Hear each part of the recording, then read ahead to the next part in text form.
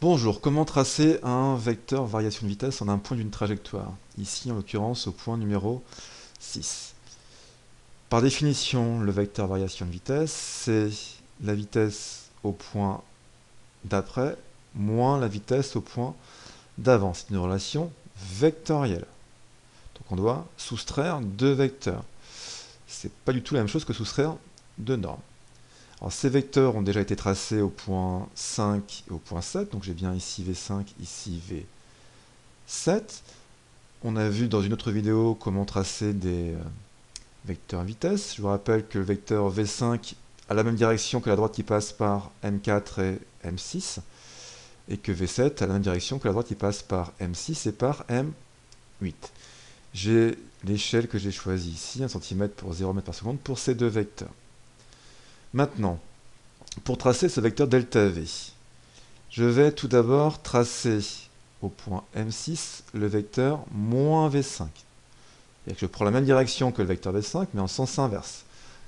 Et au lieu de partir du point 5, il part du point 6. Et c'est facile, pourquoi? Parce que on vient de dire que la direction du vecteur V5, elle passait par la droite qui passe par le point M6, c'est M7. Alors comme je pars de M6, c'est assez simple à tracer.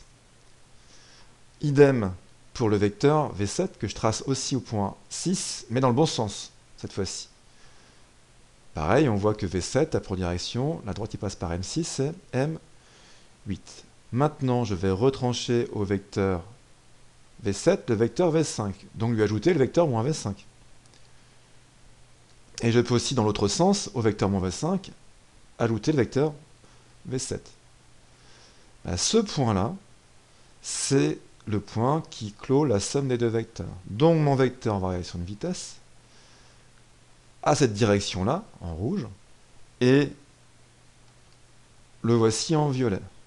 Voilà le vecteur variation de vitesse au point 6.